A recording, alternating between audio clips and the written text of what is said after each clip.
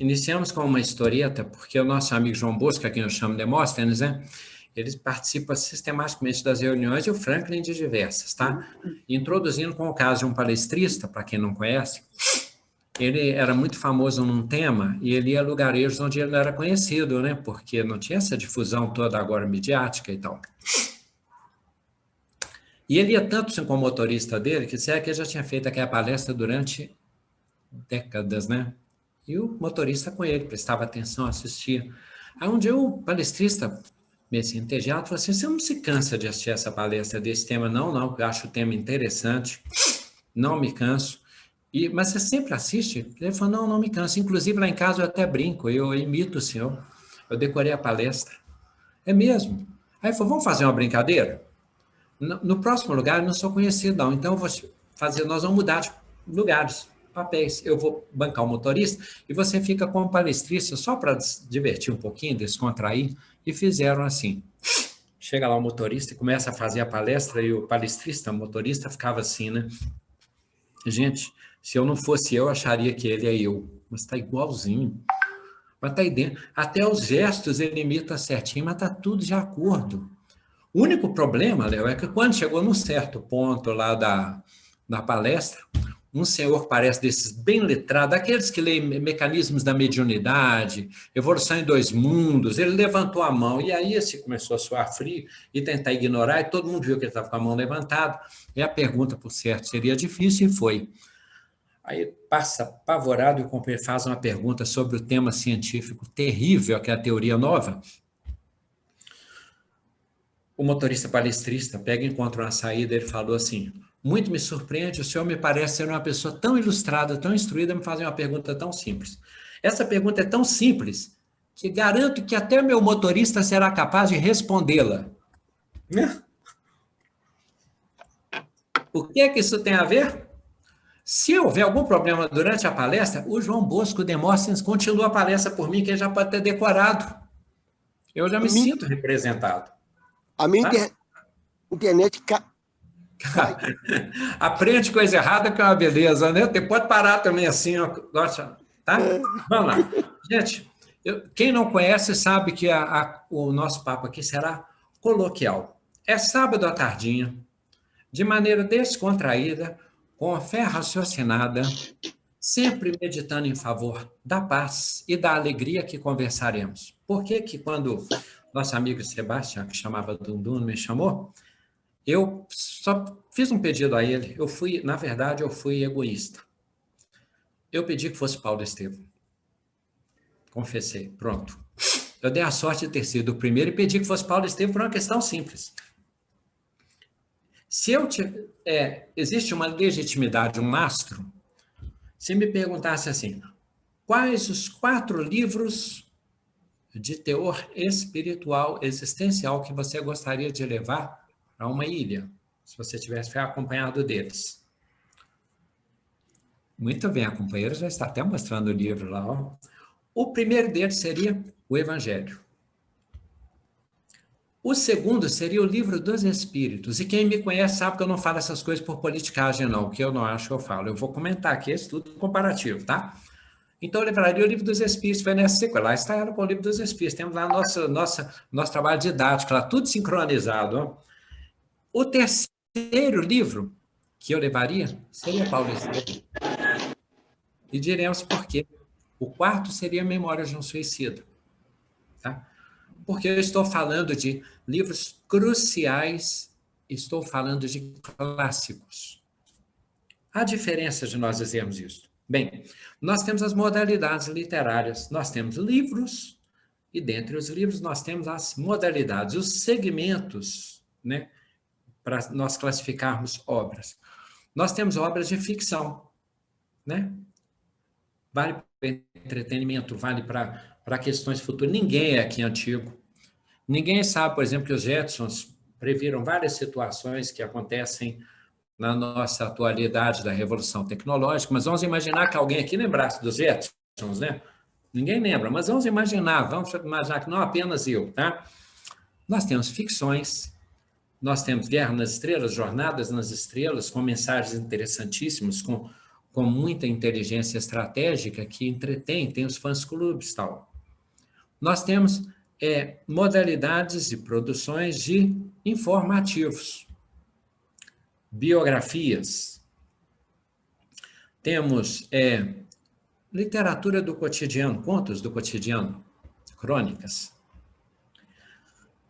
poesias.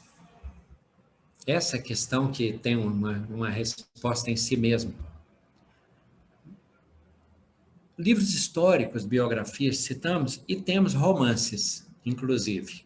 Há outras modalidades, mas vamos lá. Tratados científicos e tal. Na categoria de romances, eu posso fazer um romance fictício, um romance cotidiano, um romance para ser lido em voz alta, como romanceiro da Inconfidência. Tudo bem.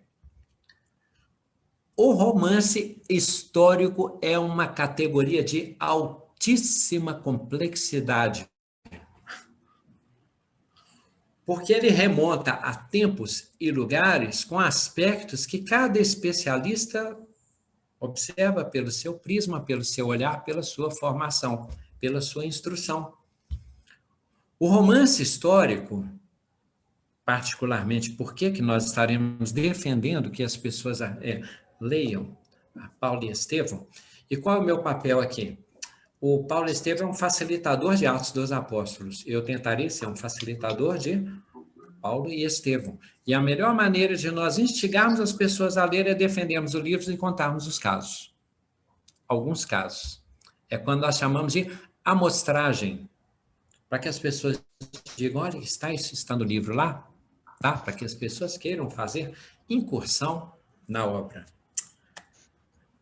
Se Chico Xavier houvesse vindo na parceria com Emmanuel e psicografado unicamente na categoria de romance, Paulo e Estevão, já teria valido enormemente. Quando se fala aqui dos 400 livros de Chico Xavier, números redondos, né? Temos materiais para estudar durante várias vidas, e é verdade, Paulo e Estevão é uma enciclopédia da história dos Atos dos Apóstolos.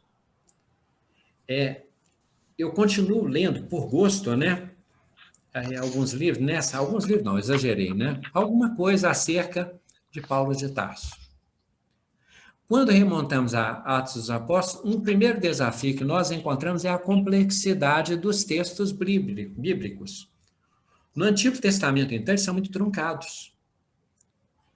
E na abertura, por exemplo, do Evangelho, qual de nós... Você está assistindo um filme, está passando aquele letreiro todo, a gente começa querendo ler por diversão, não dá tempo, ou então abandona, distrai. Tá. Ou quando nós vamos ler a genealogia de Jesus, nos Evangelhos, 3 gerações de 14, aí vai, gerou tal, que gerou tal, que gerou tal, que gerou tal, fica meio enjoativo, meio truncado e a gente desiste. Por estilo da época, por tradição das técnicas de texto do grego, por vários fatores, os textos bíblicos, eles são às vezes estudados em detalhamentos, mas é um desafio muito grande e Emmanuel fez a caridade de adequar a linguagem ao nosso tempo. E temperar a literatura de uma maneira que ela seja não apenas muito compreensível. Eu ia falar a palavra bonita e inteligível, a gente guarda essas palavras para quando está assim, vai estar gravado, está no YouTube. Aí você treina bastante trava-língua antes, né? Você pega para falar inteligível, eu sugiro falar, em cima da mesa havia uma aranha na jarra, enquanto a jarra, aranha, jarra, enquanto a aranha, jarra, aranha. Você vai fazendo um teste que aí quando você fala inteligível, já dá. Eu não sei o que significa, mas eu achei legal falar isso aqui, tá? Mas Emmanuel tornou para nós compreensível, tornou leve, tornou fluente. Quando nós referimos a uma obra clássica, às vezes nós dizemos assim, por exemplo, a música espírita, ou o livro espírita, ele tem uma categoria, uma missão específica, essencial, que é arte, que é obra de arte. O que não significa necessariamente que num padrão comparativo, do ponto de vista de técnica, a questão literária, por exemplo, né? pega um Sagarana na categoria de clássico literário. Então, é uma obra raríssima. Por isso é tão desafiador quando uma psicografia, através do Chico Xavier, nos chega, e os estudiosos daquele estilo identificam o estilo, mas eles acham que é uma defasagem. Por isso é que Chico Xavier falou, era complicado continuar com Augusto dos Anjos. Por isso é quando eu me referi a Memórias de um Suicida, a espiritualidade cita, Camilo Castelo Branco, ele cita a dificuldade que foi que encontrar o médium, porque ele falou assim, olha, aqui é contação de caso, tá, gente? Eu não esqueci que o tema é Paulo Estevão, não, tá? É porque o médium estrábico, ele é assim. Aí está relacionando várias coisas, às vezes até perdido, meio desnorteado, mas vocês vão ajudando com o foco mental de vocês e vão contendo a minha obsessão, tá? Meu nome é Legião porque somos muitos, então vamos lá. Aí Camilo Castelo Branco queria psicografar, mas ele migra de Portugal para o Brasil, porque ele diz assim, em Portugal, eu encontrei excelentes beletristas, médiuns habilitados pelo conhecimento do vocabulário, do acerto, das concordâncias, pelas narrativas, da ilustração. Aí ele veio para o Brasil. Quando chegou ao Brasil, ele falou assim, quanto amor. Gente, isso não é geográfico, eu estou dizendo o que está dito lá para aquele momento, tá? Nós precisamos de paz, nós precisamos de compreensão, pluralidade, fraternidade universal. Está dado o recado, tudo bem? Mas naquela citação de fronteira, que é convenção humana, bandeira é uma convenção humana, é um pano colorido, que quando nós mudamos de reencarnação e quando nós desencarnamos, né? Bem, aí quando ele chega ao Brasil, naquela ocasião, eu encontrei muitos médiuns habilitados no amor. Aí ele falou assim, mas e o drama das letras? Até que no filtro ele encontra Ivone Pereira, que está trabalhado no seu prefácio, onde ela cita que não se recorda de ter tido um dia de alegria, de ventura, de trégua na sua existência, como Ivone Pereira. E aí ela estava habilitada a escrever aquela obra. Então, o romance espírita, uma das questões, uma das categorias dela, é que ela não vem através de qualquer um, de qualquer maneira, ou com a narrativa de qualquer um. As pessoas viveram especialmente, especificamente, essencialmente, e se comunicam através de pessoas também com vidas essencialmente relevantes. Paulo e Estevão é um clássico do ponto de vista da estrutura, da narrativa, da linguagem, e é vários livros. Não é um livro. Se você pegar Balzac, que é um clássico que escreveu dezenas de livros e criou centenas, se não milhares de personagens, que ele observava as pessoas e criava personagens. Então, eles fizeram um compêndio, né, uma coletânea, fizeram dezenas de livros e falaram a comédia humana, que não é a Divina Comédia, porque ele tinha compulsão de escrever e criar. São vários livros. Emmanuel escreveu Paulo e Estevão, que é os Atos dos Apóstolos Desenvolvidos, mas são vários livros e várias biografias. Vamos a algumas razões, alguns casos, porque estava prometido, né, Léo? Falei, eu tenho que cumprir, tá? Vamos aos causos, para que nós tenhamos mais clareza. Emmanuel já avisa no prefácio, eu vou me dirigir aqui público, prioritariamente, a dois públicos. Prioritariamente a quem não leu, para que seja instigado a ler. Em segundo momento, na época do grupo jovem, eu lembro que a gente falava assim, era do grupo de integração, isso foi antes do grupo, antes da nossa mocidade, antes do nosso culto, sentado no chão lá em casa, com a tia Branca, de lâmpada lá. Antes disso, eu já era de um grupo jovem. E nós tínhamos um princípio seguinte, sempre que chega um amigo nosso, nos ensinou, o amigo Getúlio, ele falou assim, o novato é a prioridade, você larga o pássaro que está na mão e vai atrás do pássaro que está voando. Então, o grupo de prioridade meu é quem não leu. A didática será essa. E, em segunda prioridade, os que leram e vão relembrar. Em terceiro instância, os que leram muito e vão descobrir que tem um tanto de coisa errada. Pronto, falei. Vamos lá. Emmanuel cita no prefácio que se não houvesse Estevão, nós não teríamos Paulo. Como assim? Foi tão... Aí já começa a contribuição extraordinária de Paulo e Estevão. Porque a questão de Estevão é muito resumida nos Atos dos Apóstolos. Imaginemos, o dispêndio é o esforço, o trabalho empregado para se escrever os materiais necessários, e eles carregavam também os poucos exemplares que eram copiados.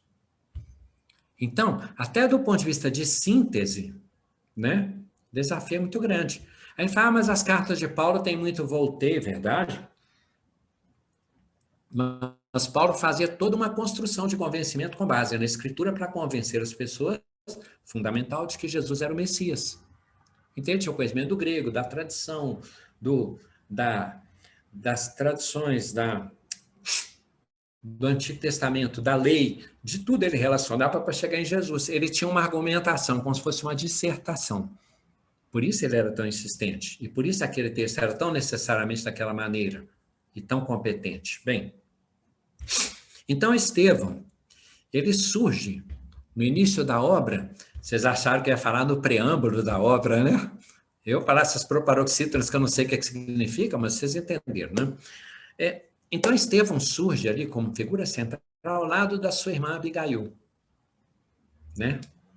E eles, na situação do pai, aliás, o pai já passa por humilhações em relação à guarda romana, né?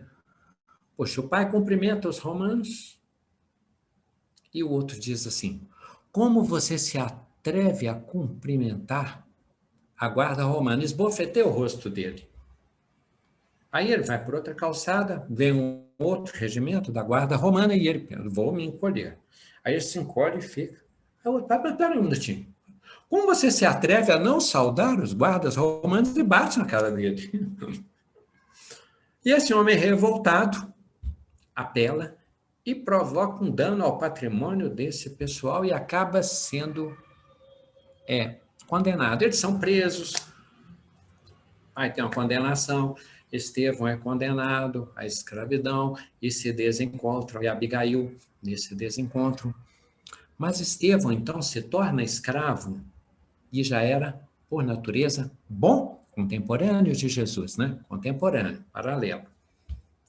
Por que Estevão é tão importante em tão pouco tempo? Por que João Batista em tão pouco tempo, e Jesus diz, é uma lâmpada que arde o tempo inteiro, e João Batista diz, eu devo diminuir para que ele cresça. De tão extraordinário, de tão referencial que era João Batista para os apóstolos, seguidores dele. Então, Estevão, escravo, chega um momento em que ele está numa embarcação com Sérgio Paulo, já demos um grande salto, né? Afastado de Abigail, o pai faleceu. E Sérgio Paulo, que era o comandante, né, da embarcação, ele, escravo, adoece. E as pessoas tiveram repulsa em relação à doença, porque há um ditado terráqueo que diz que não existe imperador para o seu mordomo de quarto. Não tem. Todo mundo adoece, todo mundo tem a ziquezira. Todo mundo tem aquelas coisinhas, aqueles segredinhos, aquela maquiagem, aquele trabalho de lanternagem mecânica. Aqui vocês que não, mas os outros grupos têm. Vocês tudo bem, tá tranquilo. Mas tem gente aí, nossa, cada... Não acredito que está me acontecendo isso, eu devo estar ficando velho. Ninguém pensa isso. Mas nos outros grupos aí fora da nossa live, isso é realidade. Aí Sérgio Paulo adoece, olha só. Primeiro se torna o último, e o último se torna o primeiro. Porque Gesiel, né, como era chamado Estevão, originalmente, ele vai e cuida de Sérgio Paulo, e cuida com tanto amor. Paulo Francisco, com aquele leproso, né, que parecia insuportável, né, e cura Sérgio Paulo. Mas ele contrai a doença. E aí, com receio da contaminação, um dos comandantes do barco, que não era Sérgio Paulo, propõe lançá-lo ao mar. Por quê? Porque aquele pestilento, aquele ser inferior, né, ia contaminar, melhor lançá-lo ao mar. Problema dos peixes. Mas Sérgio Paulo foi grato. Falou assim, olha, ele cuidou de mim. Ele falou, não vou fazer isso com ele, não vou lançá-lo ao mar. Nós vamos deixá-lo, contemporizou, né? Vamos deixá-lo em alguma terra firme aí e vamos seguir caminho. Poderia até ser que ele morresse, definhasse, falecesse, finasse, esvaísse, descansasse, viajasse. Bem, é porque é literatura, né, gente? Tem que ter um pouco de narrativa poética, né? Estevão está lá e uns companheiros se aproximam com a intenção de assaltar, porque ele era uma presa fácil. Mas viram nele tanta bondade, tanta fraternidade, tanta humildade, e ele pergunta, né, sobre alguma ajuda possível, e eles avisam, tem um grupo ali, meio esquisito, tem um pessoal que a gente ouviu falar que eles ajudam quem precisa. Esse grupo não tinha esse nome ainda não, mas depois Lucas sugere que passem a se chamar cristãos. Eles eram homens do caminho. E Gesiel estava no caminho. Gesiel vai até este lugar, onde é recebido como irmão. E Gesiel, pelo amor praticado pela caridade daquela comunidade, quer entender como se inspiram e ouve falar de Jesus. E ele tinha um anseio pela chegada do Messias e soube que Messias, Jesus, esteve com eles, mas que tinha sido crucificado. E aquele ser preparado, boníssimo, mais cristão, mais adiante do que os cristãos com que se relacionava naquele momento, diremos por quê. Já tinha cuidado de Sérgio Paulo, imagine. Ele era o algoz, ele era o sujeito da sua situação de escravo. E ele, em vez de desejar o mal bem feito, ele foi cuidar bem feito, cuidar bem de Sérgio Paulo. Então ele já tinha Sermão do Monte. E quando ele vai a essa comunidade, ele é aceito na condição de irmão e recebe um exemplar do Evangelho. E se maravilha. Aconteceu com Gandhi também. Gandhi nasceu na Inglaterra, olha para nós aprendermos, hein? Sou indiano e sou inglês. Sou muçulmano e sou hindu. Poder-se-ão perder todos os livros do mundo, se não se perder o Sermão do Monte, nada se terá perdido, né? Isso aqui. Bem, gente, todas as pessoas sabem que nesse momento de tecnologias, às vezes a gente pega assim e fala, mas por que ele está dispersando? Ele vai conseguir fazer as duas coisas? Eu só avisarei a esposa assim, estou na live. Ela acabou de telefonar. Estou no estudo. Pronto. Mas é bom você extrair, porque eu consigo fazer as duas coisas, tá? Se você me der uma coisa bacana para fazer, eu não consigo, não. Mas essas coisas mais... Então, Estevão...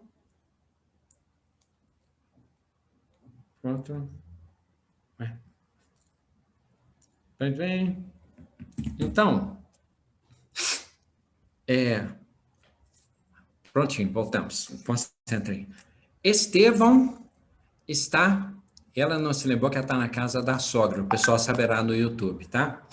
Estevão, ele é recebido, soube que Jesus havia morrido na cruz, prestou atenção na sua natureza de sacrifício, de desencarnação, tá? E ele se compenetra tanto do sentido que ele começa a aprender e ensinar e praticar o bem de tal maneira, de tal forma, que ele se torna um exemplo naquela comunidade. Do outro lado, o espírito, o companheiro, não pode falar o espírito não, que eu estudo espírita, né? O nosso irmão Saulo de Tarso, estava imerso, mergulhado, jungido a uma condição social de pleno sucesso terráqueo. Por quê? Paulo de Tarso, Saulo na época, né, como era chamado, ele era homem numa sociedade patriarcal. Cidadão romano por nascimento, não foi por compra, por dote. Ele era conhecedor de língua grega e da cultura helênica na época. Significava que ele tinha a tradição judaica descendente de judeus e ele era conhecedor do grego e cidadão romano. Então, as culturas, lá, inclusive a helênica, que se misturava a questão romana com a questão grega, ele tinha conhecimento de tudo isso. Além disso, Paulo de Tarso, ele tinha uma carreira no Sinédrio. E ele era pupilo, orientando do excelente, do sábio Gamaliel, do consagrado e renomado Gamaliel, filho de um comerciante materialmente bem-sucedido, noivo de bela Abigail, com palavra na sinagoga e com participação nos torneios na condição de vigor. Então nós diríamos assim, né? Todas as portas do mundo estavam abertas a ele. E ele se apoiava muito no referencial, né? No referencial do Sinédrio e da lei, da Torá, da qual ele era guardião. Para nós entendermos o momento de Saulo, nós temos que entender a condição em que ele estava imerso, a condição concreta em que ele se encontrava. Foi assim que Francisco de Assis, por exemplo, chegou a se filiar às cruzadas. E quando foi dito a ele assim por Jesus, restaura a minha igreja, ele foi arrumar o muro lá da igreja de São Damião. Foi assim que Buda, Siddhartha Gautama, quando veio, chegou a se casar e abandonou a esposa grávida para buscar iluminação. Porque esses espíritos podiam se confundir. E Saulo, naquela condição, na condição fervorosa de garantir a lei, a ordem a que ele havia se habituado, o mundo em que ele cria e a maneira como a sua mente social foi construída, ele chegaria a situações extremas. E ele percebeu, num abalo muito forte, a notícia de que havia um grupo suspeitamente insubordinado que contrariava a lei. E ele vai investigar. Quando ele chega ao encontro dos cristãos, Gesiel falava. E ele perde a paciência, porque o temperamento dele era muito assim, yang, muito afogueado, né? Tal. E ele entra em debate com Gesiel, que simplesmente pondera com serenidade e amor. E ele se incomoda, que ele estava acostumado com a arena do desafio, da confrontação. E Estevão, cristão, segue numa argumentação tranquila. E Saulo se estremece por vários fatores, inclusive do ego mundano, acostumado às vitórias, e que se vê superado por uma questão essencial e tocado por uma novidade, que era a boa nova, que ele não sabia expressar. Na visão dele, poderia até pensar que ele ficou mistificado, que isso aconteceu lá quando Samuel, por exemplo, tinha os seus cultos, ele conseguia magnetizar as pessoas. E Saulo volta abalado, indignado, inconformado, sentindo-se desonrado no debate. E ele resolve combater aquele grupo. E chega um ponto em que ele começa a planejar, já que ele estava se espalhando, estava contra a lei, ele resolve que perseguiria aquele grupo e que extinguiria pela raiz aqueles contraventores da lei. É um nome bonito para uma coisa complicada, né? Qual foi a decorrência disso? Saulo sai prendendo Felipe, João, Pedro, fica sabendo que tem um Ananias aí no lugar de Damasco, e pega uma carta de plenos poderes para poder sair perseguindo os cristãos. Só que antes tem uma questão decisiva. Gamaliel sai a campo e vai conhecer o trabalho dos cristãos, homens do caminho. Encontra Samônio, um companheiro que foi um nobre, que depois estava caído. Falou assim, olha, eu caí numa situação que eu perdi tudo. Mas o que você está fazendo aqui? Isso é uma terrível decadente. Decadente eu estava. Aqui eu estou sendo cuidado com amor. Eles cuidam de mim como que eles chamam de irmão, né? Eles cuidam de mim, não era esse nome, mas com amor, né? Tentando achar a palavra. Aí descobre Samones. Gamaliel volta depois e fala assim, Paulo, você perdeu aqui. Saulo, você prendeu aquele pessoal? Mas deixa eu falar uma coisa. Essa doutrina é nova. Ou ela é de Deus ou ela não é de Deus.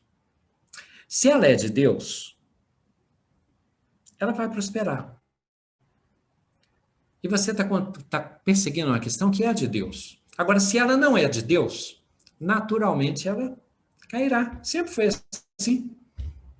Pense o que você está fazendo. E Saulo estava passional. Aí chega num ponto em que ele começa, olha, esse aqui eu solto, esse aqui eu exilo, mas esse aqui não. Esse aqui não tem jeito. Esse aqui quem é esse aqui não? Gesiel. E Gamaliel insiste, fala assim, nossa, eu conheci o trabalho deles. Olha, se eles são loucos bons. Maus eles não são. Aí chega um ponto em que Saulo tem um detalhe do diálogo imperdível, né? Ele disse, mas, assim, Gamaliel, você está defendendo esses aí, olha. Pela primeira vez na vida, você está me contrariando, você está me chateando. Você está me desgostando. Aí Gamaliel fala para ele assim, Saulo, nem parece que você me conhece esse tempo todo. Você tem dúvida que se eu tiver que optar entre a nossa amizade e a verdade, eu fico com a verdade? Esse é Gamaliel. Gamaliel, Lucas e Gesiel não têm falha nos textos. Esses três não têm. Então, ele não consegue abdicar. E chega num ponto em que ele determina que Gesiel, ele solta os outros, mas Gesiel não abre mão. E Saulo, para quem não assistiu, não leu, comanda a dilapidação, o apedrejamento de Gesiel. Gesiel se torna o primeiro mártir cristão, com aquele nome do caminho. E quando a gente diz que Gesiel era mais cristão do que aqueles cristãos que estavam sendo formados naquela época, por enquanto, depois cada um foi alcançando aquele máximo apostolar, que a comunidade tinha vários aspectos de aprendizado, segundo Emmanuel, tá, dos bastidores, tá? Eu estou falando de Paulo e Estevam, estou sendo fidedigno ao texto. Gesiel, no momento extremo, é surpreendido com a entrada de Abigail. Gente, Abigail é noiva de Paulo. Vamos começar? Vamos lembrar agora? Agora começa a novela lá, né? Ó. Saulo é noivo de Abigail, que persegue, que estava longe do irmão, que era Gesiel. Mas aí Saulo pega e dilapida Gesiel, que na verdade é Estevão, que é irmão de Abigail, que é noiva de Paulo. Vocês entenderam tudo, né? Se não anotaram, vocês anotam que eu vou colocar verdadeiro ou falso, tá? Mas aí quando Abigail chega e fala assim, Gesiel... Paulo, como assim? É aquele seu irmão? É, mas não dava tempo. Aí ele pensou, agora que eu detesto isso mesmo, minha vida está arruinada. O que Estevão fez? Mestre, Senhor Jesus, eu te peço que não imputes a ele este mal. Ele é bom. Olha o que ele fez. Olha o Sermão do Monte personificado. Olha a fulgurância desse espírito. Olha o poder desse mártir. E ele diz, mestre, ele é leal, ele é bom, ele é competente. Ele quis dizer tudo isso. Ele sintetizou, porque estava morrendo, né? Eu estou explicando o pensamento dele. Vocês têm que entender isso. Eu empolguei, né? Ele lhe será muito útil na obra. Jesus perdoou, mas lá na frente, quando eu fico na dúvida que Jesus sentou bem isso, porque chega lá na frente, Jesus, quando resolve, destaca assim Paulo e Barnabé, né? Ele fala assim, vem. Aí, legal, Paulo ele falou assim, vem que eu mostraria o quanto convém que vocês sofram em meu nome. Bem, Gesiel pede a Jesus que não impute aquele pecado, porque ele leu o discurso final de Jesus. Então, ele personifica o amor cristão e é martirizado. E Saulo já é um companheiro torturado, ele não sabe mais para onde que vai, atarantado. Qual a decisão que ele toma naquela hora? Eu vou perseguir. Eu vou pegar esse Ananias, eu vou exilar isso aqui. Pai começa, exila. E a cada espírito que é exilado, é Áquila e Prisca, tal, nossa, a excelência dos espíritos, e ele passa a persegui-los, ele tem uma carta plenipotenciária e sai em perseguição a esses espíritos. Vamos lembrar agora do Saulo que eu falei? Tradição judaica, descendente da tribo de Benjamim, falante inclusive do grego, conhecedor das escrituras, carreira no sinédrio, plenipotenciário, palestrista na sinagoga, atleta, noivo de Abigail, bem-sucedido por parte de pai financeiramente e com uma comitiva sob seu comando. Ele vai no encalço de Ananias. Ele está sobre essa montaria, e aí eu acho que nisso surgiu a expressão cair do cavalo. Se era cavalo, não sei, dizem que sim, era uma montaria, mas vamos colocar cavalo, sejamos literários, licença literária. Jesus se manifesta a ele. Num sol a pino, Jesus se manifesta a ele de tal maneira que o sol fica secundário. Na transfiguração já havia sido dito isso, né? O seu rosto se refugiu de uma maneira como o sol, e as suas vestes brancas, de tal modo que nenhuma lavadeira conseguiria fazer igual. É o evangelista tentando encontrar as palavras que ainda não existiam. A esplendência de Jesus é assim que se manifesta. De tanto fulgor, Saulo cai do cavalo e cai cego. Enceguecido. Cego ele estava. Jesus faz um... Hoje nós diríamos, não sei o pessoal que é da informática, não foi que ele fez um upgrade, não, ele fez uma... como que chama aquela formatação, né? Ele já limpou a memória do Saulo, não, ele limpou lá para poder melhorar o sistema. Pô, vamos anular isso aí primeiro. E Saulo cai cego e se estabelece um diálogo. Saulo, Saulo, por que me persegues? Quem és tu, mestre, a fim de que eu te possa servir? Eu sou Cristo a quem tu persegues. O que queres que eu faça? Vai, te será dito o que deves fazer. Aí ele vai para Damasco. Já ia, né? Só que vai cego. E a turma dele vai embora.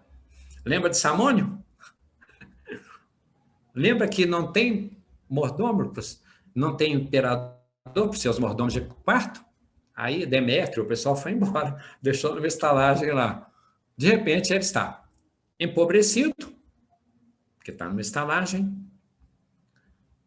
não encontra a montaria, está cego e está estremecido. A sua organização social, sua visão de mundo está abalada, cair do cavalo é cair com tudo. Quem que Jesus chamou? Para quem não leu, imagine. Quem que Jesus chama para poder curar Saulo uns dias depois, 3 dias depois? Ananias. Jesus é ótimo. Eu fico imaginando quando Jesus chamou Ananias, deve ter sido ótimo. Ananias, estou precisando de um favor, senhor, pode falar, senhor, o senhor pede cada coisa e você não viu nada. O que é? Não, você vai curar uma pessoa? Ah, eu faço direto. Quem que é? Saulo. Oh, coincidência. Sabe o que você me lembrou aqui agora? Aquele cara que disseram que está afim de me matar. Pois é, ele mesmo. O que aconteceu com ele? Está cego. Ah, ótimo. Não, ótimo não, senhor. Não, poxa, que pena. Pois é. Mas você vai restabelecer a visão dele. Aí pensou assim, por uma live? Na época não tinha live, né? Mas vocês entenderam, né? É, uma live assim, não. Você vai ser presencial.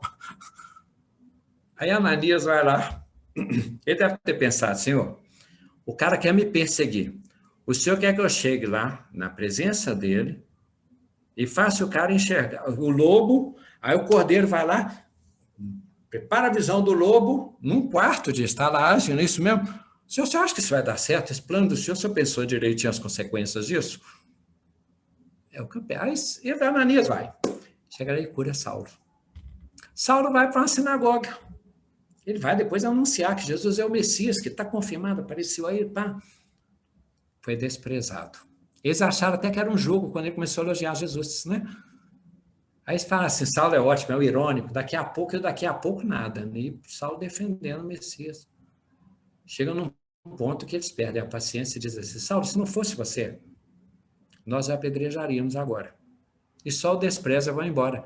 E o que narra Emmanuel em Paulo e Estevão é que Saulo preferia ter sido agredido e apedrejado. O desprezo para ele era pior.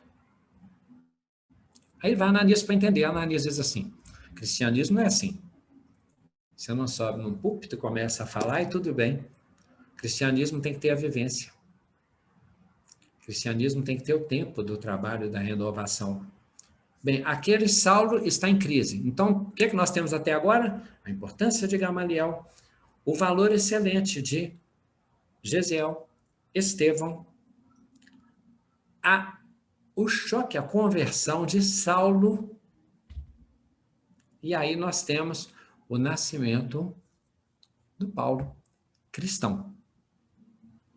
E Emmanuel vai tecendo os episódios e vai tecendo a relação, a trama entre os personagens e os acontecimentos, e aí começa o testemunho de Paulo. Eu até penso que seria muito legal se chamasse Paulo, ou chamasse Estevão, Paulo e Pedro. Porque a questão coletiva, e aí começa a acontecer, quando eu falei assim, mas Estevão me parecia mais adiantado do ponto de vista mais cristão naquele momento ainda do que os que estavam naquela época. Por quê?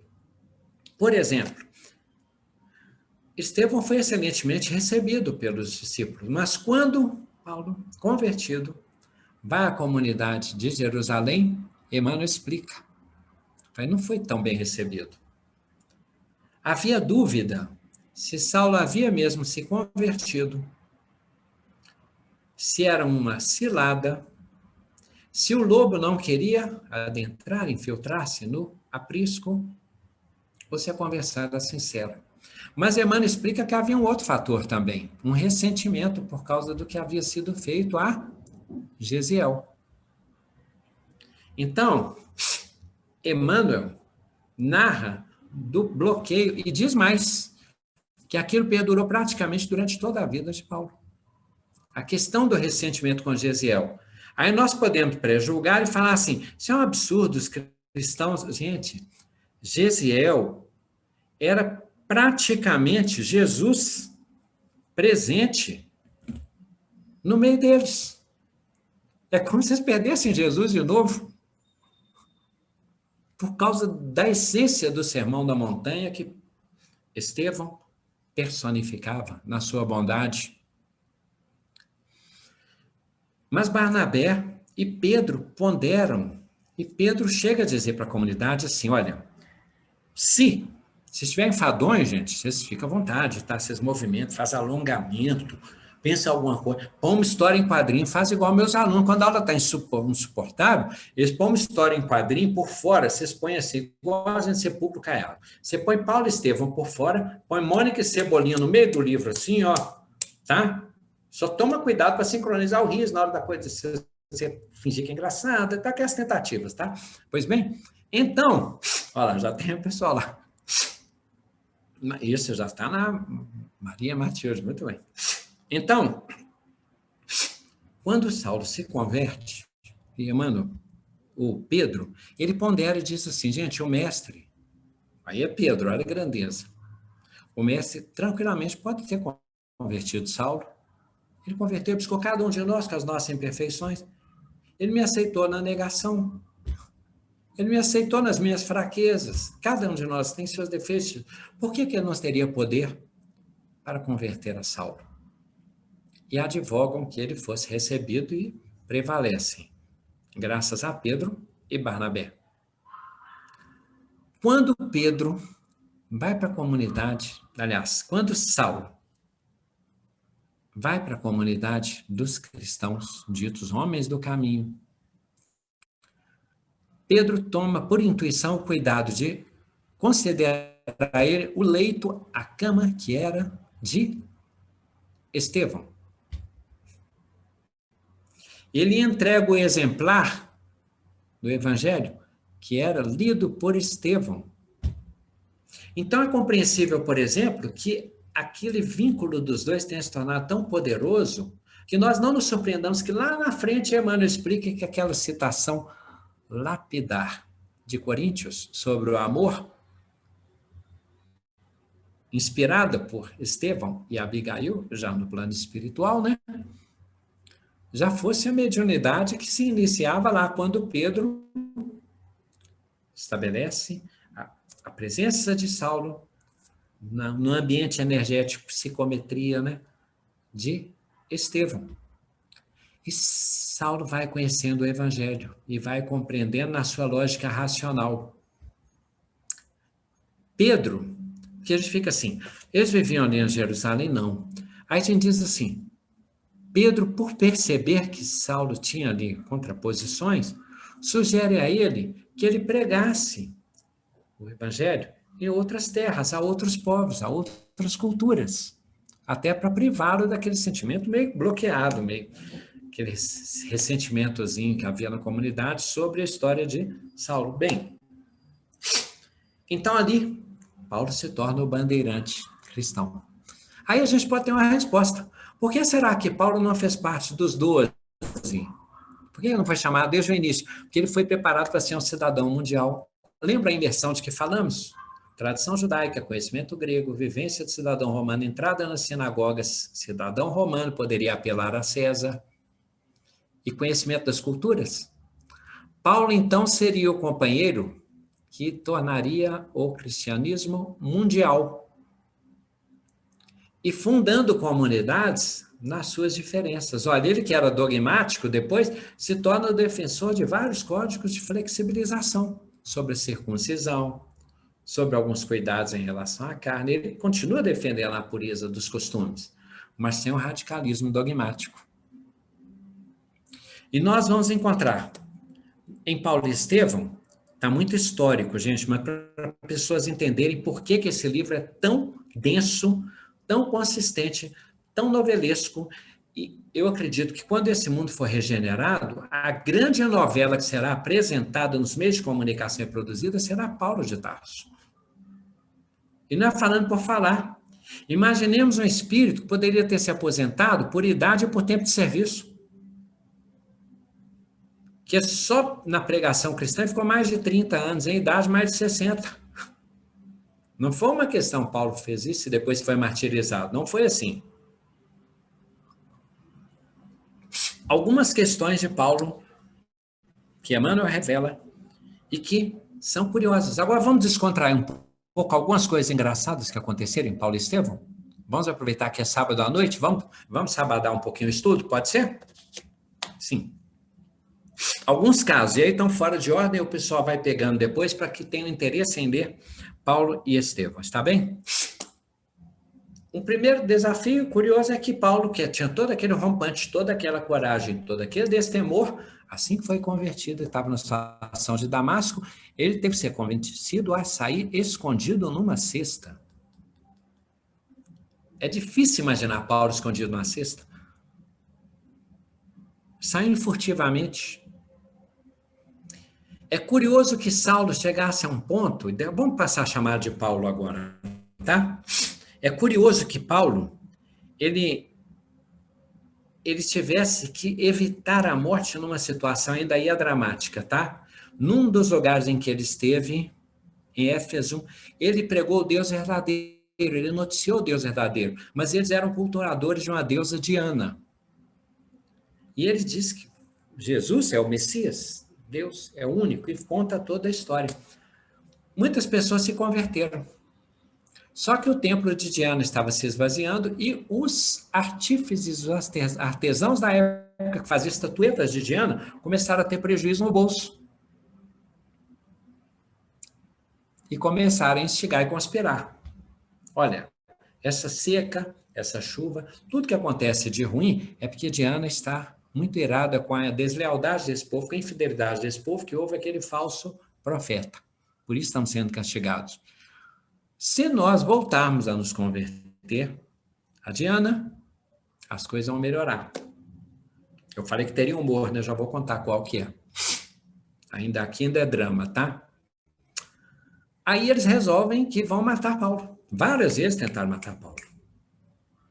Encheram um teatro, um anfiteatro, com dezenas de milhares de lugares. Procuraram Paulo, porque esqueceram de certificar que estivesse lá. E não encontrando Paulo, encontraram dois amigos de Paulo, Gaio e Aristarco. Não encontraram Paulo, o espetáculo estava prometido, levaram os dois e lincharam os dois. Um governante ficou tentando intervir.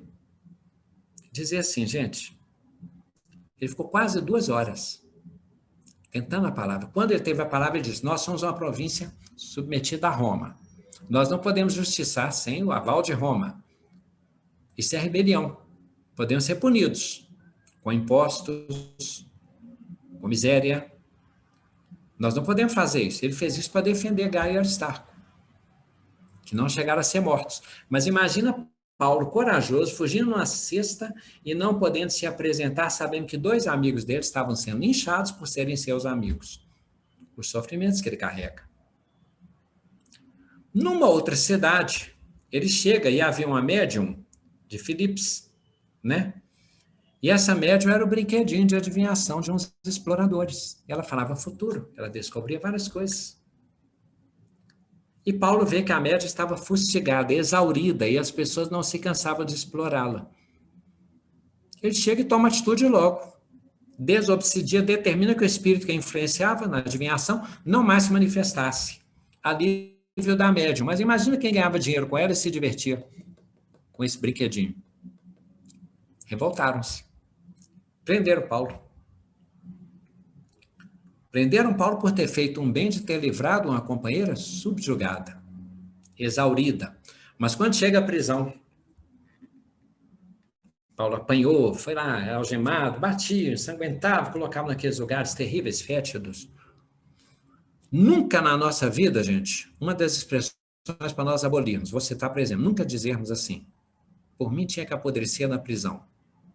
Não desejemos isso para ninguém no planeta e durante as nossas vidas. Nós não sabemos o que é um cárcere e o que era uma prisão na época de Paulo e a prisão de Antônio, onde ficou Pedro. Nunca desejemos. No mundo futuro, muito futuro, gente, cuidado com esse nosso mergulho.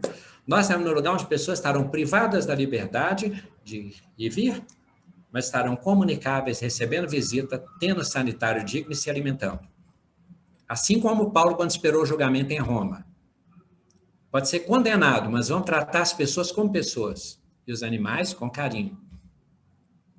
Então, Paulo estava lá naquela prisão. O que ele fez? Esperou. Lá para a madrugada, o carcereiro debochando dele falou assim, é lícito tratar assim um cidadão romano? O carcereiro se desesperou. Como assim? Você é romano? Professor. Cidadão romano como? Comprou o título? Não, de nascimento. Qual o babado? Qual é a fofoca? Qual é o contexto? Não se podia supliciar um cidadão romano que não fosse julgado anteriormente e que tivesse sentença. Você é cidadão romano? Era madrugada. Aí ele correu lá no superior dele. Sabe que cara que nós pegamos? Falaram assim mesmo, viu? Que cara que nós pegamos lá? Pois é, a casa caiu. Jacaré abraçou. O cara é romano. O quê? Não, você está brincando. Não brinco com uma coisa dessa. Ele é cidadão romano, é? Nossa, estamos lascados. Aí correu lá. Você é cidadão romano? Sou. Mas por que você não falou antes? Ninguém perguntou. Mas alguma razão tem. Porque a conversão de Jesus, a pregação de Jesus, tem que ser regada a sangue de sacrifício pessoal. Mas agora que eu já fui humilhado, agora vamos nos entender na dignidade do Cristo. Ele falou, não, desculpa, eu não fui mal aqui, ó, foi um engano, desculpa abrir a cefa, pode ir embora. Eu falei, não vou não. Como não vai? Não vou, porque você sabe que estão errados. Mas o que você quer? Chantagem? Eu falei, não. Eu vou sair à luz do dia, que o Cristo será glorificado e eu quero uma escolta. Eu já fui humilhado, mas o Cristo será exaltado. E eles fizeram isso. Numa outra situação, Paulo foi preso.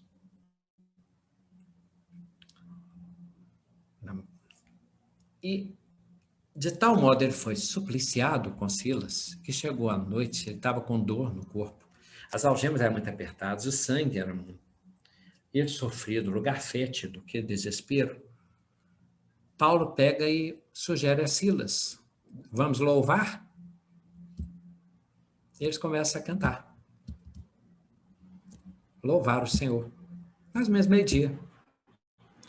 Os historiadores dizem que aqueles lugares têm uns estremecimentos. Só que, curiosamente, a terra se estremeceu, a cidade se estremeceu e as celas se abriram. Todas elas. O carcereiro tinha zombado antes de Saulo, né, de Paulo. As celas se abriram. Quando os presos iam evadir, fugir, Paulo diz assim: não saiam. A todos é concedida a liberdade em Cristo Jesus. E começa a pregar para todos os presos com as celas abertas. Quando o carcereiro chega e descobre que as celas estão abertas, ele, sabendo o que aconteceria, já pega a espada para se matar. E Paulo diz: não te faças mal algum. Estamos todos aqui. Nenhum deles foi embora. Para o carcereiro, qual era o bem mais precioso que não fosse a liberdade? Qual é a maior fortuna do mundo, que seria estar do lado de cá e não do lado de lá da cela? Aí pergunto: como que você conseguiu isso? Por que você não foi? Porque eu sou livre em Cristo Jesus. É igual Sócrates. Sócrates estava preso, um carcereiro falava com ele assim: se quiser eu posso te libertar. Aí Sócrates diz assim ao carcereiro: como podes tu me libertar se os meus escravos são os teus senhores? Você tem vício, eu sou livre. Ninguém saiu da cela. Aí o carcereiro fala: muito obrigado, mas me explique isso, eu quero saber. E leva Paulo para lanchar na casa dele, com certeza que Paulo ia voltar, e voltou. É Paulo de Tarso. Paulo de Tarso, lembra de Sérgio Paulo? Que Estevão tinha curado? De novo, Sérgio Paulo estava doente. Eu falei que tem humor em Paulo e Estevão, né? Sérgio Paulo está doente e pede que Paulo vá até ele. Chega lá, ele encontra aquele tribuno, né? Fala assim: Paulo, desculpe ter pedido para você ver, eu teria ido, mas é porque eu estou sem condição. E ele achou interessante a atitude de Sérgio Paulo, que era um cara interessante. Tá? Do lado de Sérgio Paulo havia um mistificador, um médico falsário, de nome Bar Jesus. Ficou enciumado de chamar Paulo, porque Bar Jesus já tinha feito tanta mandinga, tanta coisa, tanta simpatia. E Paulo percebe que Bar Jesus explorava a riqueza de Sérgio Paulo. Bar Jesus explorava Sérgio Paulo. Mas Paulo conversa com Bar Jesus e fala de Jesus. Bar Jesus fica lá assim, com desdém, aí Sérgio Paulo impressionado, mas chega um ponto, Sérgio Paulo busca auxílio com o não universitário. Eu falo: senhor Bar Jesus, o que você acha que ele está falando aí? Eu falo: senhor, desculpa, mas você está perdendo tempo. São falsos profetas, são fingidos, são exploradores, que vão pelo caminho, segue aquele Messias lá, morreu na cruz, o cara era criminoso. E o senhor está ouvindo ele, dando confiança para ele. Até agora conversou, não dá nada. Aí Paulo pega e intensifica a explicação da importância do Jesus para preparar o tratamento, né? E para impressionar mais ainda Sérgio Paulo, ele sabia da história de Sérgio Paulo com Estevão. Aí Paulo usou um truque, tá? Ele sabia do caso de Estevão e faz de conta que adivinhou. Não é a primeira vez que você será curado, é a segunda. Foi curado uma vez num navio e tal. Aí ele fica impressionado. E Bar Jesus fica: nossa, o adversário é grande, né? Mas Bar Jesus continua querendo atrapalhar. Chega um ponto que Paulo vira e fala sério com Bar Jesus: meu irmão, eu já fui cego também, enquanto você foi, e eu precisei ser enceguecido para aprender a enxergar. Então, em nome do Senhor Jesus, para não atrapalhar a minha conversa, eu ordeno: fique cego. Bar Jesus começou: estou cego, desesperado, saiu delirando para lá e tal. Aí Paulo continuou a conversa com Sérgio Paulo e o curou. Mas a cegueira de Paulo quanto a de Bar Jesus foi temporária. 3 dias depois, Bar Jesus estava melhor, né? Acho que são 3 dias. E Bar Jesus volta. Mas aí você se pergunta assim: Bar Jesus voltou convertido? Vocês acreditam que Emmanuel explica que Bar Jesus chegou para Paulo e falou assim: caraca, você é bom nesse negócio mesmo. Me ensina esse truque aí, porque eu quero aprender, nós vamos trabalhar juntos, nós vamos ganhar muito dinheiro. Cada um na sua sintonia. Então, nós temos um carcereiro, outro carcereiro, Bar Jesus no grupo periférico. E Gamaliel? E se alguém perguntar, e Gamaliel, o que aconteceu com ele? Porque você parou em Gamaliel. Gamaliel abriu mão, pediu aposentadoria voluntária do Sinédrio, falou, Saulo, pode ficar com esse que eu vou estudar esse evangelho.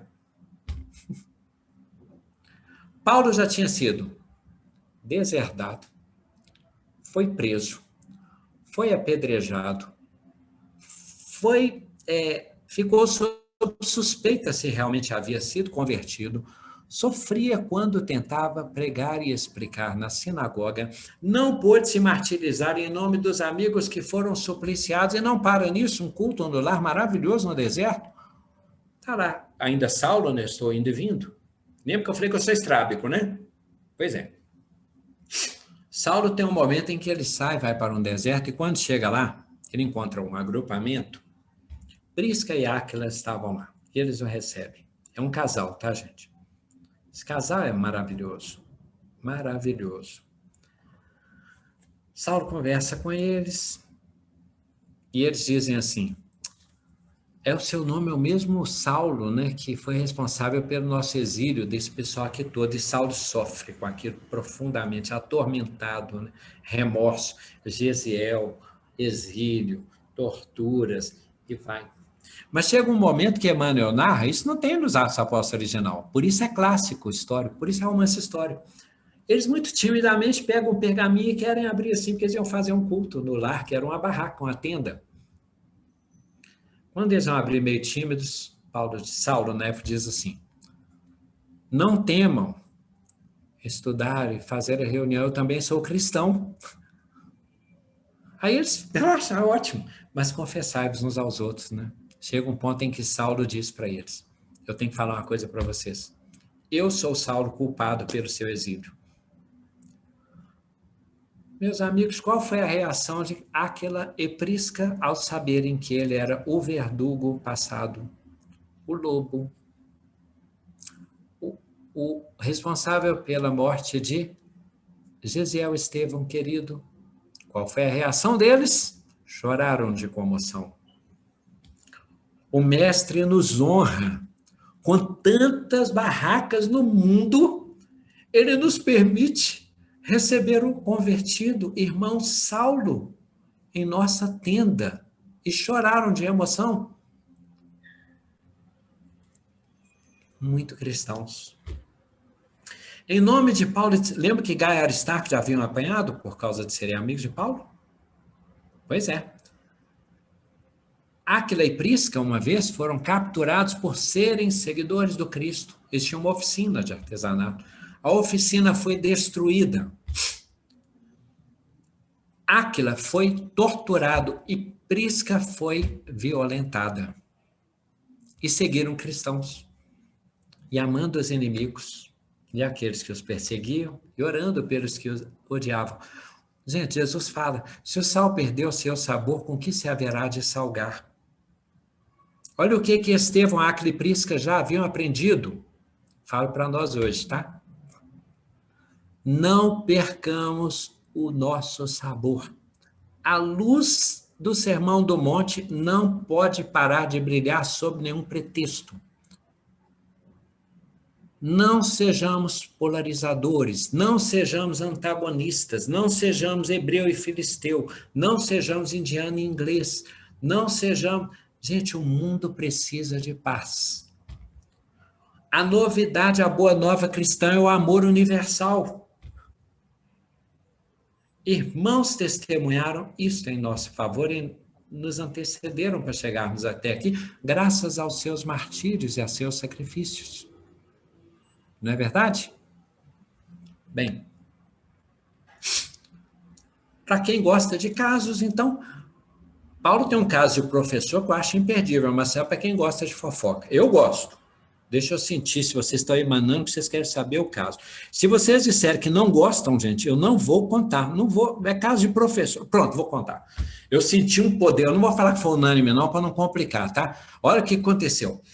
Paulo estava dando uma das suas aulas magistrais, né? Só que ele era muito empolgado. Tem um caso, que eu lembro de professor. Eu lembro duas coisas de Paulo. Professor.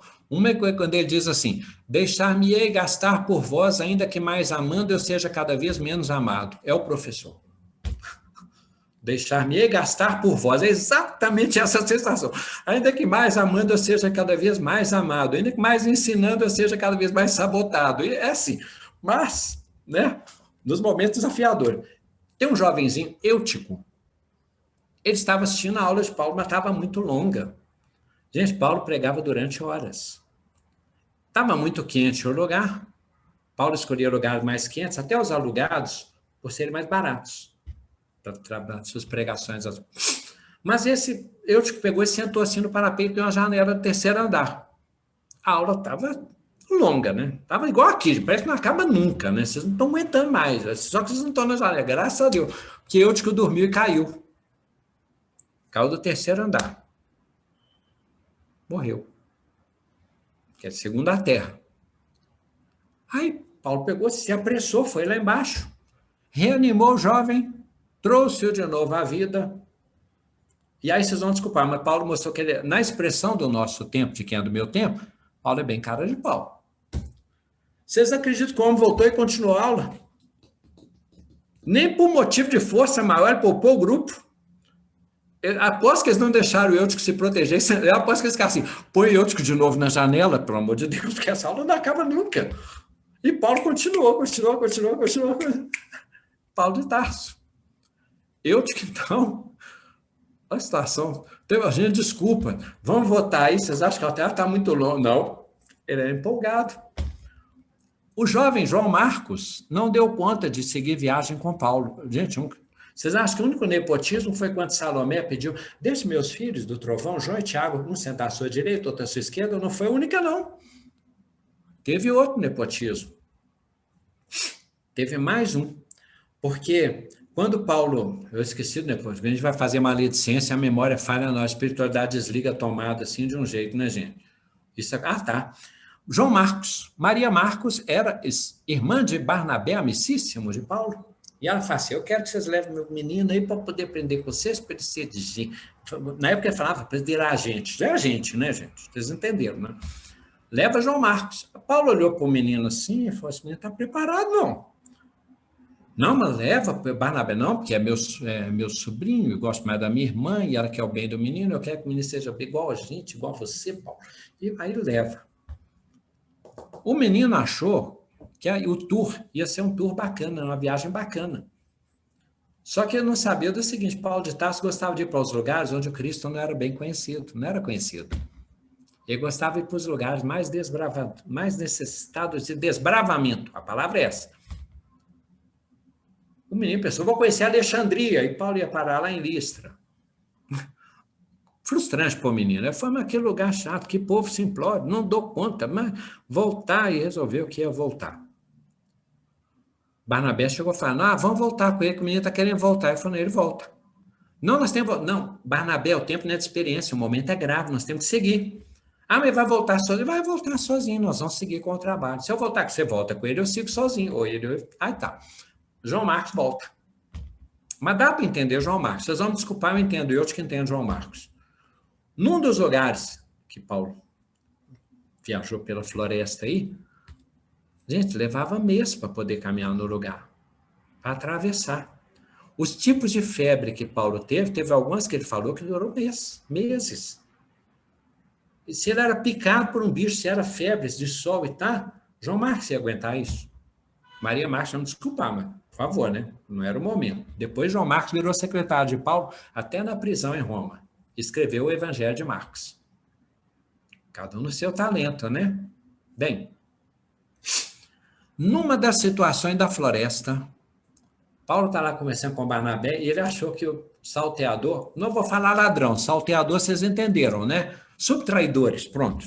Pessoa que subtrai, vocês entenderam. Afanadores. No meio da floresta. Paulo está achando que os dois companheiros lá, os afanadores, sabiam o que é metáfora. Eles entendiam parábola. E Paulo se põe a falar em parábola de um tesouro e do reino. Conversando com Barnabé de noite na floresta, ele está assim, nós somos muito ricos. Eu falei, somos, tal. Olha, que maravilha esse tesouro, esse mapa que nos foi concedido do Senhor, que eu sei que já estamos no tempo, tá, gente, das perguntas. Que mapa maravilhoso do Senhor. Olha, quem tem esse poder nunca mais terá necessidade de nada. Aí os ladrões não deram conta, não saltaram nos dois. Queremos o mapa agora do tesouro. Não, mas é a metáfora dele. Não, mas eu quero saber. Não, metáfora dele. O que eu quero é o mapa. E acabou os dois. Não mataram os dois. Paulo falou, entrega para eles, Barnabé. Entrega para eles. Aí entregou. Os dois saíram correndo com o mapa do tesouro. Era o quê? O exemplar do Evangelho. Eles levaram os pergaminhos. Eu fico na dúvida, vocês sabem ler. Se eles acharam o tesouro, se eles entenderam que era essencial, se eles estudaram metáfora, ou se eles voltaram para tirar a diferença com Paulo e Estevão, que já não encontraram Paulo e Barnabé mais não. Depois falando, nós ficamos sem um exemplar. Eu tenho aquele que me foi dado, o de Estevão, e segue em caminho. Então tem assalto, perseguição. Numa cidade, Tecla se apaixonou por Paulo. O noivo ficou enciumado e Paulo deixou para não desonrar a Tecla, para não separar o casal. E dizem as tradições, hipóteses, livros apócrifos, que Tecla teria se mantido a conversão, se tornado celibatário e se tornado mártir cristã. Hipótese. Tem uma situação de desentendimento entre os discípulos que foi gravíssimo, que não, agora pergunto, porque se tivesse 3 minutos eu contava, porque esse caso é muito complicado. Se Lucas não quis falar, eu que vou falar, eu acho errado. Eu acho errado, porque isso é bastidor, né? É uma coisa que aconteceu lá, que Emmanuel contou e que o Lucas não contou. Só se vocês quiserem saber muito mesmo. Quem quer saber, faz assim, ó. Opa, vamos lá. Ô, Salomão, você me convenceu, Salomão. Seu poder de persuasão aí. O que acontece? Pedro foi chamado das comunidades cristãs que Paulo foi fundando, e ele chegava lá e por onde ele passava, tudo era compreensão, tudo era entendimento, tudo era harmonia, tudo era inclusão, mas chegam os discípulos de Tiago, que era muito radical, dificílimo. E Pedro era tímido, ele travou. Aí ele não entrava nos lugares, já não comia alguns alimentos. Paulo era muito sutil, você sabe, né? Aí Paulo chega uma hora que a comunidade está toda reunida e Emmanuel fala, Lucas só citou que teve um problema. Paulo espera a comunidade se reunir e pergunta assim, bem, gente, eu quero perguntar para essa assembleia reunida, eu quero perguntar ao nosso inquirido, nosso irmão Pedro, né? Porque até então ele veio para harmonizar, estava tudo ótimo, ele andava com todos, conversava com todos, e depois que aqueles dois ali apontou, né? Aqueles dois lá, vindos por Tiago, vieram aqui, Pedro mudou de modos. Ele não cumprimenta alguns, entre algumas casas, não toca em alguns alimentos. E aí eu quero saber de Pedro, se ele é discípulo de Jesus ou se ele é discípulo de Tiago. O negócio foi tão feio que Barnabé, que era amicíssimo de Paulo, se levantou do outro lado e falou assim, Paulo, você sabe o tanto que eu te amo, mas Pedro é nosso pai.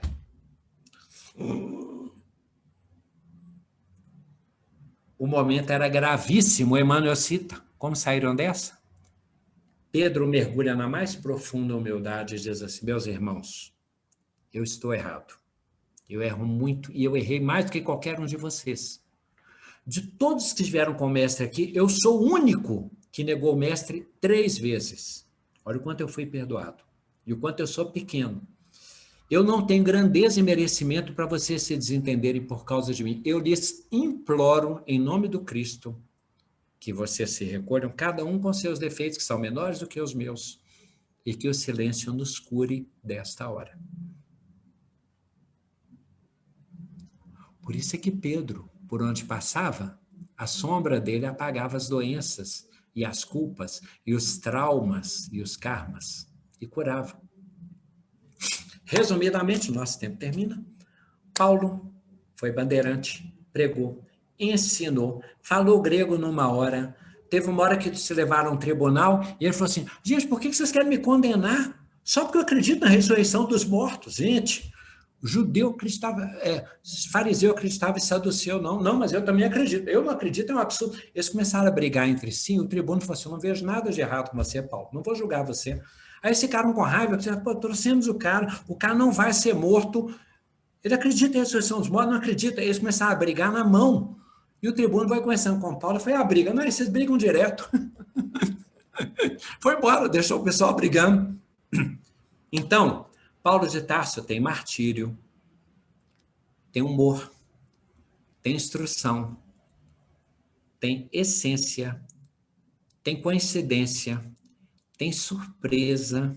Ao final, ele foi martirizado. O naufrágio realmente não vai dar tempo, eu falo brincando, mas o naufrágio que durou 15 dias, segundo Lucas, Jesus fala, para quem não sabe, Jesus fala assim, ó, eu tenho notícias boas, notícias ruins, qual que você quer primeiro? Fala notícia boa. Você sempre quis ir para Roma, você vai ter esse tour. E qual que é a notícia ruim? Vai ter um naufrágiozinho. Tem uma notícia boa? Tem. Ninguém vai morrer. Opa, beleza. Qual que é a notícia ruim? Ninguém vai morrer. 15 dias no naufrágio, balançando, sem luz do sol, segundo Lucas, sem tocar alimento, no fundo de um navio, cheio de bicho, sei lá, mas o que, com enjoo, sem conseguir morrer. Porque nenhum deles pereceria. Resumidamente, ele vai para Roma, cura pessoas, espera o julgamento, é condenado, é martirizado. Em nome desses irmãos, Pedro, Paulo, Gamaliel, Prisca, Áquila, Lucas, Estevão, que nós estamos aqui graças a ele, Maria, Madalena. Concordam? Por isso, Paulo Estevão é imperdível. Garanto para vocês, eu selecionei a esmo aqui alguns casos para nós entendermos por que eu queria sustentar a tese, espero que vocês concordam. É um super clássico de vários livros num livro, tá? Inesgotável, não dá tempo. Fiquem à vontade.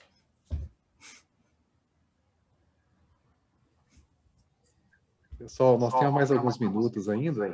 Se alguém tiver alguma pergunta por Gladys, algum correção, comentário, o motorista do Gladys está aqui, né, Gladys? Pode responder, se vocês não conseguirem.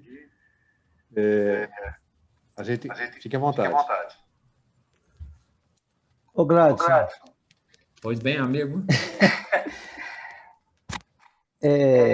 Eu li o livro, mas se isso tudo que você falou está no livro ainda, eu acho que você me obrigar a ler o livro de novo, porque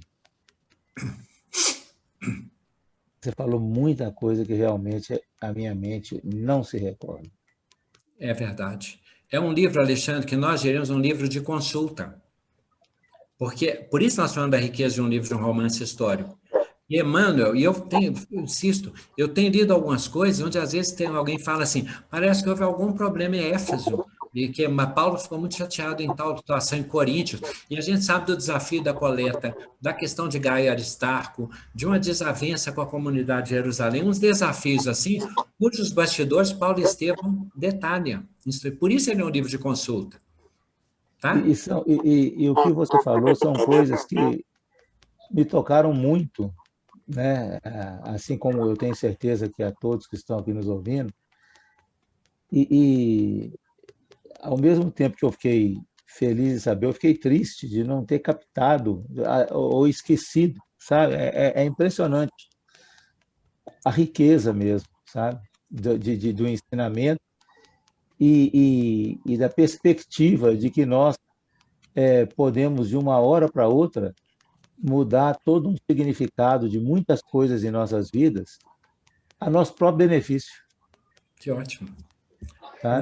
Nosso intuito era exatamente instigar a leitura e dizer que não é casual nem que esse seminário aconteça, nem que Paulo de Tarso seja o primeiro livro a ser estudado para nós entendermos a contribuição de Emmanuel, o valor de Chico Xavier, o manancial desta obra. Por isso é que eu disse no início, ela bastaria. Bastaria. Por isso é que ela estaria no meu barco. Né? Ótimo, a gente só tem que agradecer mesmo. Muito obrigado por essa elucidação toda para nós, viu? Muito feliz, tá, irmão? De verdade. Valeu. Trouxe muita coisa, viu, Graça? Muita ótimo, coisa, muita... Estou aqui lembrando, né, Frank? Trouxe muita lembrança para a gente, de muita coisa boa, de trabalho muito bonito, e vontade de reler de novo, porque realmente é parafraseando o próprio Paulo, é um tesouro inesgotável. Né? Nós somos ricos em poder ter acesso a esse livro. Somos Pois bem, ricos. se passei muita coisa, significa o seguinte: eu cumpri minimamente a minha obrigação com as falhas que a gente tem, então, e é dever meu e direito seu saber, porque por isso vocês confiaram essa hora. Não é verdade? A doutrina espírita mostra aí pelas suas falas, graças a Deus, a doutrina espírita ela tem tudo de bom. A coisa, como é feita, como nós fazemos as coisas, é que muda a todo instante, né? Então, a beleza está aí para a gente descobrir, e a cada instante que a gente se renova. E hoje, graças a Deus, nós pudemos acompanhar com vocês esse desdobramento aí de fazer novo, né? Um novo olhar desse livro, nessa aula tão maravilhosa, que muita coisa ainda nós precisamos olhar de novo. Né? Perfeito. Léo levantou a mão, Léo? Gladys, assim, eu fiquei pensando um pouquinho aqui no Paulo, e você mesmo, quando você falou um pouquinho das características de personalidade dele, o Paulo tinha algumas características de personalidade que eu acho que eram fundamentais nesse trabalho, né? Não dava para ser um espírito da envergadura, pode dizer um espírito da mesma envergadura espiritual do Paulo, mas se não tivesse algumas características de energia, de nível de liderança que o Paulo tinha, provavelmente ia ter muito mais dificuldade em fazer aquela atividade, em conseguir cumprir a missão dele, né? Mas eu fico pensando que Paulo também ele aprendeu muito durante o período todo, né? Desde que ele se encontrou com Cristo, ele teve que um pouco ele perceber como que dosar toda aquela energia dele, né? Quando ele foi para o deserto 3 anos, ou quando ele encontra o pai dele, ele é humilhado e dá vontade de revidar, mas ele segura a onda, né?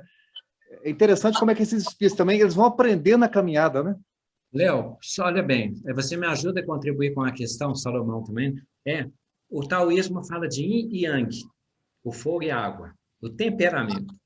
O temperamento da água, a gente já vai recentemente numa palestra no Consolador, recentemente, de que o temperamento da água é muito considerado, porque a gente gosta muito de Chico Xavier, de Maria, de Teresinha do Menino de Jesus e tal. Mas o temperamento do fogo está muito presente na história cristã, e muitas vezes o Espírito Santo, manifestação divina da Epifania, vem em forma de fogo, inclusive em Pentecostes. E que muitos daqueles seguidores, se a gente pensar, Allan Kardec, Emmanuel, Paulo de Tarso, João Evangelista, Francisco de Assis são espíritos do fogo, surpreendentemente. João Evangelista chega a um ponto, no início dele lá, que ele chega a dizer, se eu não receber o senhor bem aqui, não, se eu quiser, nós faremos chover fogo e enxofre sobre essa cidade, o senhor quer? Jesus. É o João Evangelista Adoroso, que deita a cabeça no peito de Jesus, discípulo que Jesus amava e que lega para nós as maravilhas, hipótese, Francisco de Assis.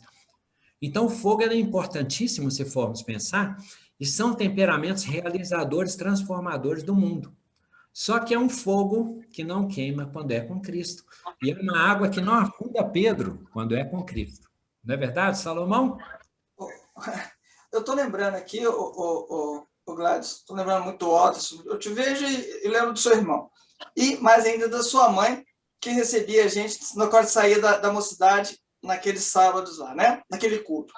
E exatamente isso que eu queria lembrar, sabe, Otto? Para todos nós aqui. Porque uma coisa é falar em referência a esses grandes avatares, esses grandes personagens que realmente nos inspiram e inspiraram sempre dessa jornada. Então, daquela jornada, daquele grupo, sentado no chão lá da sua casa, né? Naquele apartamento, até hoje, todos nós aqui tivemos a nossa jornada, tivemos os nossos tropeços e as nossas dificuldades.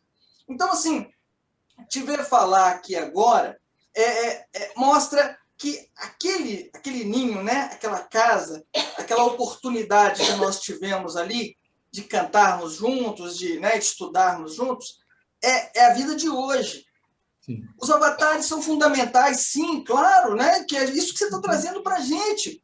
Tá certo? Mas a jornada desses poucos anos, né? De lá para cá, porque, né, tem pouco tempo, né, Watson? O Léo é novinho aí, né? Sempre teve essa cabeleira bonita que ele tem aí agora. Né? Mas essa jornada é nossa. Então, existe a nossa história. Eu falo muito com esse grupo, tá? Esse grupo nosso aqui, que ele é nossa jornada, somos nós. E nós, então, temos que nos alegrar nisso, né? Alegrarmos em Cristo, alegrarmos em Paulo, alegrarmos em toda essa história, porque nós caminhamos juntos também. Sim, e concordando com você e fechando, permite, Léo, pelo tempo, né? Seguinte, concordando, somos uma comunidade cristã, como havia Corinto, como havia Filipos, como havia Romanos e tal, somos uma comunidade, e aí nós lembramos, continuamos, Paulo diz, eu completo em minha carne os padecimentos que faltam a Cristo, né?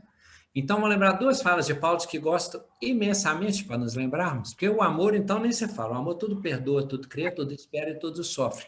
Está em Paulo e Estevão, a inspiração disso com Estevão ditando praticamente, ele e Abigail ditando a Paulo. Um dia conversaremos sobre isso.